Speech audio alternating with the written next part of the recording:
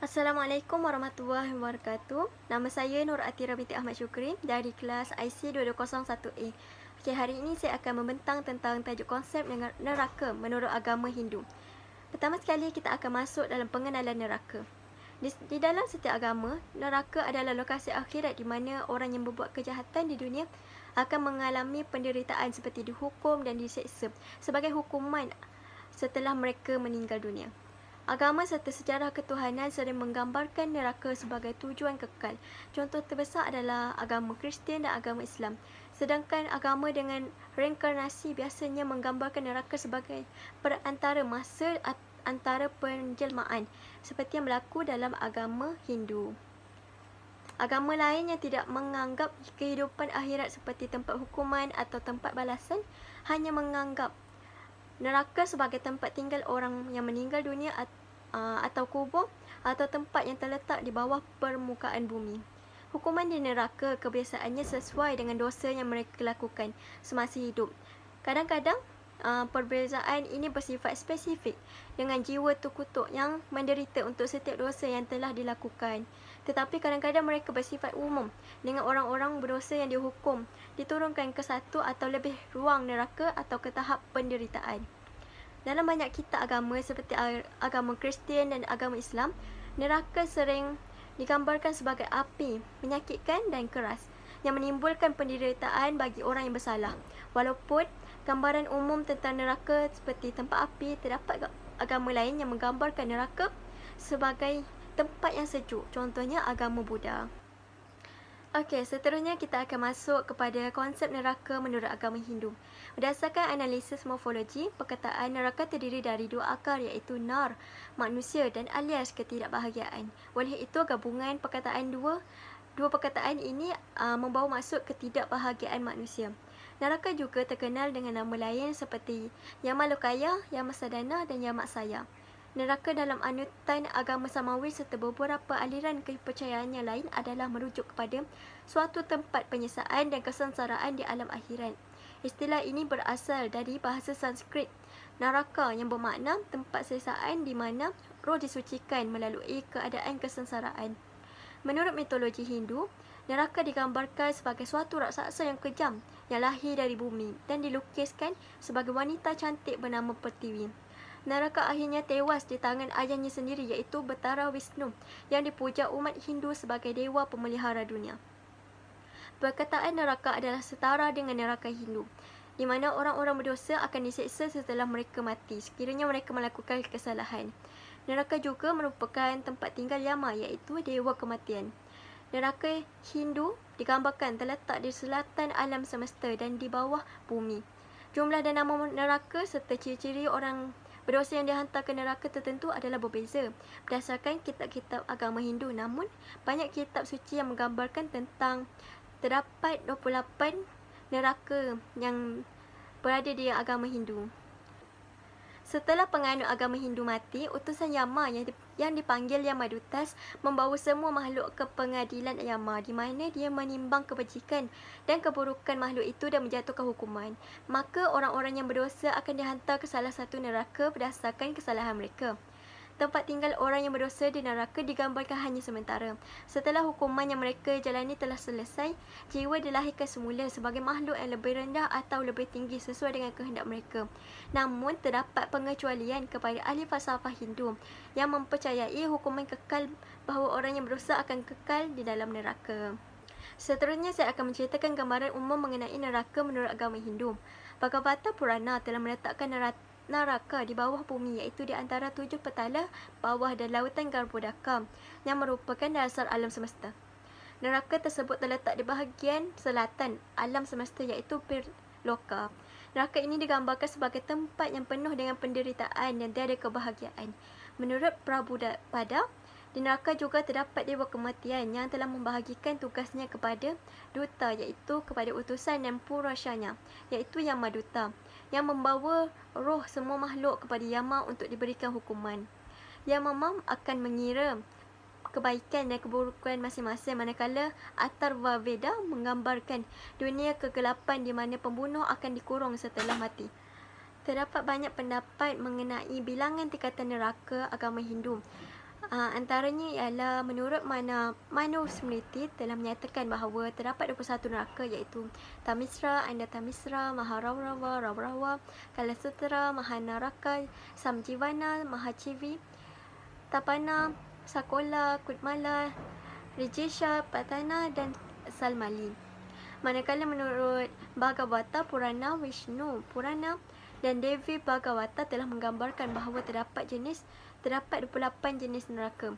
Namun mereka mengakhiri penerangan tersebut dengan menyatakan bahawa ada ratusan dan ribuan neraka.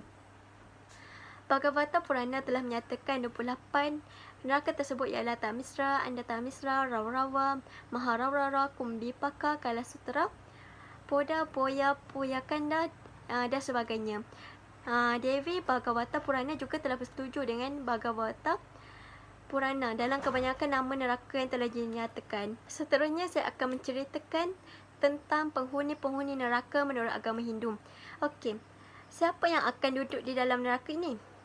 Pertama sekali, seperti yang saya sebutkan tadi, antara penghuni neraka adalah Dewa Kematian yang telah membahagikan tugas kepada duta, iaitu utusan atau purushanya, iaitu Yamaduta, yang membawa roh semua makhluk kepada Yama untuk diberikan hukuman.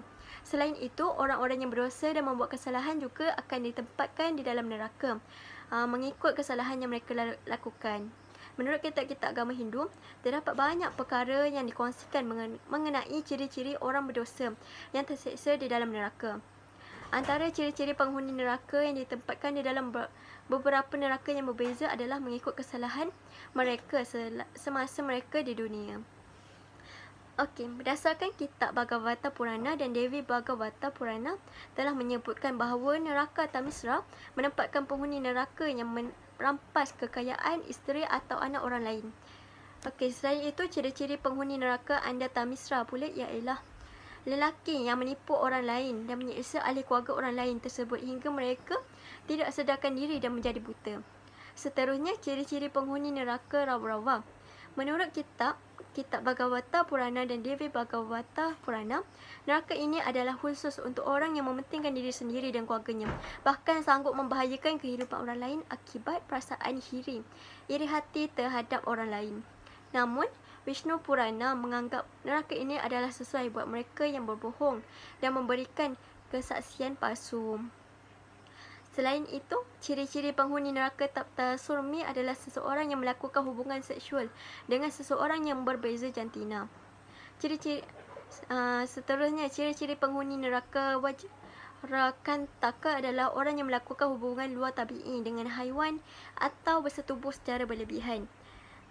Selanjutnya, neraka Rakadama adalah dikhususkan buat mereka yang sombong dan tidak menghormati mereka yang lebih tinggi pangkatnya, sama ada dari segi kelahiran, gaya hidup, pengetahuan, tingkah laku atau tahap agama, dan mereka akan diseksa di dalam neraka.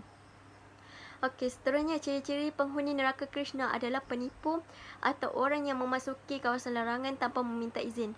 Terdapat juga penghuni neraka seperti helang yang ditugaskan untuk memakan manusia dan ular pula ditugaskan untuk membelit manusia berdasarkan kesalahan yang mereka lakukan di dunia.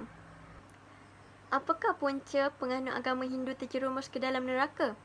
Okey, saya akan terangkan punca mengapakah penganut agama Hindu terjerumus ke dalam neraka. Menurut agama Hindu, secara umumnya, perbuatan yang buruk itu disebut acuba karma, iaitu segala bentuk tingkah laku yang menyimpang dan bertentangan dengan cuba karma, iaitu perbuatan yang baik. Acuba karma ini merupakan segala bentuk perbuatan yang selalu bertentangan dengan tata susila atau dharma, iaitu kebenaran dan selalu cenderung ke arah kejahatan. Semua perbuatan yang tergolong dalam acuba karma ini akan menyebabkan manusia berdosa dan diseksa di dalam neraka dalam keadaan yang sengsara mengikut perbuatan yang telah mereka lakukan. Menurut kitab-kitab Bhagavata Purana dan Devi Bhagavata Purana, antara perkara atau perbuatan yang mendorong penganut agama Hindu ke neraka adalah mereka yang merampas kekayaan, merampas isteri atau anak orang lain. Selain itu, orang-orang yang mementingkan diri sendiri dan keluarganya bahkan sanggup membahayakan kehidupan orang lain akibat perasaan iri hati terhadap orang lain. Terdapat juga ciri-ciri orang yang masuk ke dalam neraka kerana mereka adalah orang yang merompak atau mencuri permata atau emas milik seseorang, tetapi mereka tidak dalam keadaan yang terdesak. Bukan itu sahaja, mereka yang menyimpang daripada ajaran kitab Veda, iaitu kitab utama pengikut agama Hindu, juga akan menyebabkan perbuatan tersebut mendorong penganut tersebut masuk ke dalam neraka. Di samping itu, penyiksaan terhadap binatang atau melakukan hubungan luar tabi'i dengan haiwan atau bersetubuh secara berlebihan dikira berdosa dan akan diseksa di neraka ini, kerana agama Hindu amat menitikberatkan tentang binatang. Mereka amat menyayangi binatang. Okey, seterusnya, penganut agama Hindu yang melakukan acuba karma, iaitu perbuatan yang buruk, akan dimasukkan ke dalam neraka yang penuh dengan penderitaan dan penuh dengan kesengsaraan. Apakah hukuman yang terdapat dalam neraka menurut agama Hindu? Awak tahu? Okey, saya akan bagi tahu. Bagi setiap perbuatan buruk yang pernah dilakukan oleh penganut agama Hindu, akan dikenakan balasan di neraka. Menurut kitab-kitab agama Hindu, hukuman di setiap neraka adalah berbeza berdasarkan kesalahan yang pernah mereka lakukan semasa di dunia ini.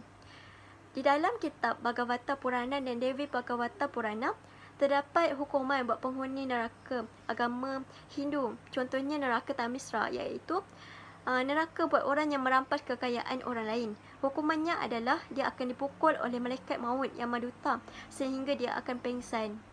Hukuman buat penghuni neraka anda Tamisra, iaitu lelaki yang menipu orang lain dan menyiksa ahli keluarga orang lain, digambarkan penyiksaannya seakan dia terpaksa memotong pokok pada akarnya. Bayangkan betapa sakitnya, begitu kan? Okey, seterusnya, hukuman buat penghuni neraka Rawa-Rawa. Neraka Rawa-Rawa ini dikhususkan untuk orang yang mementingkan diri sendiri dan keluarganya, bahkan sanggup membahayakan kehidupan orang lain. Hukumannya adalah dia akan diseksa oleh orang yang diganggu semasa hidup. Buat penghuni neraka Kumbhipaka, dia tak akan terlepas dari seksaan. Neraka Kumbhipaka ni dihuni oleh orang yang memasak haiwan seperti burung ketika haiwan tersebut masih hidup. Hukumannya adalah orang tersebut dimasak oleh Yamaduta di dalam minyak yang mendidih. Menurut kitab Bhagavata Purana, neraka Sekala-Sutra telah dikhususkan buat pembunuh seorang Brahmana, yang bermaksud kasta pendeta Hindu.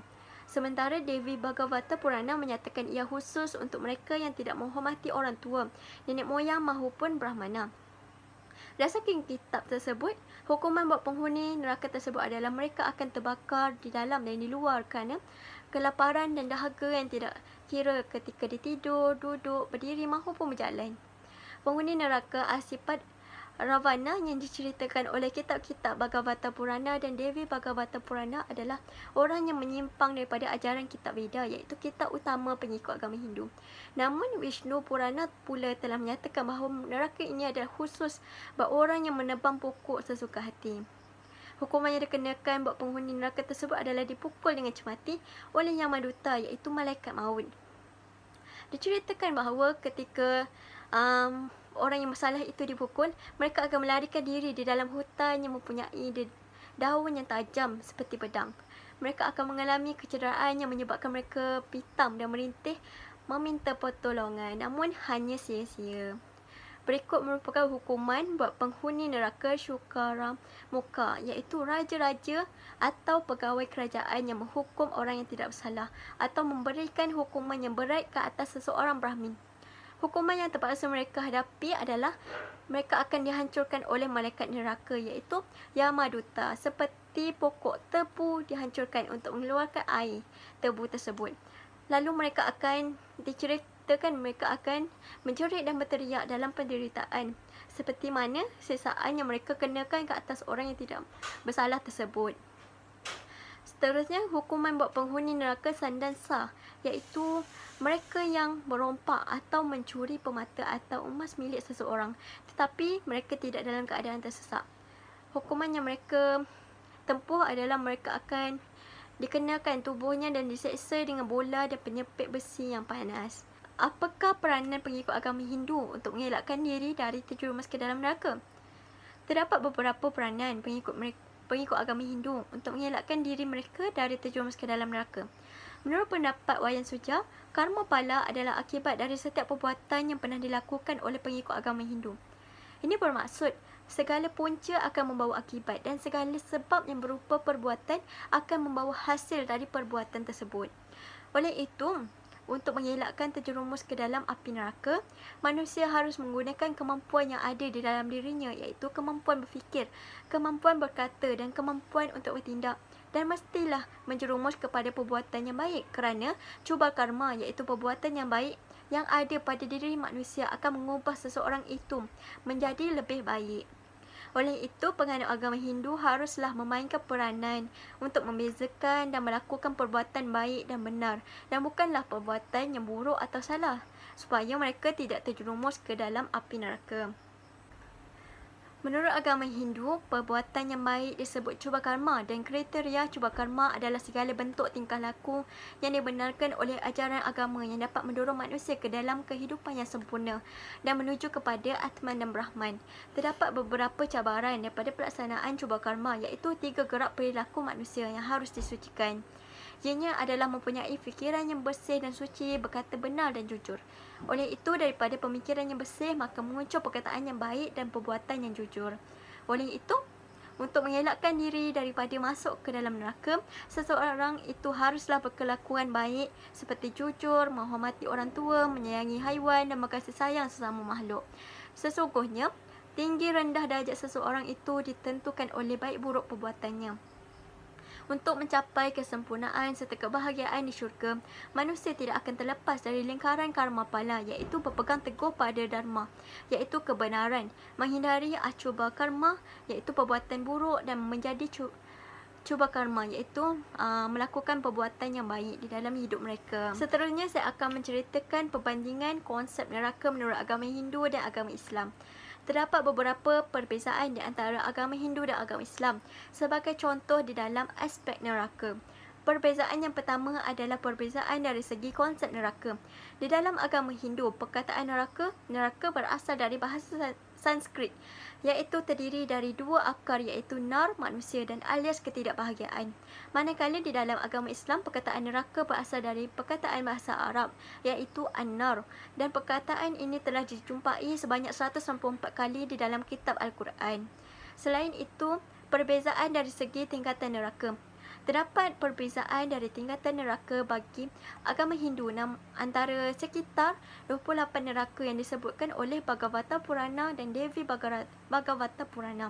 Antaranya ialah Tamisra, Andi, Tamisra, Raurava dan Maharaurava.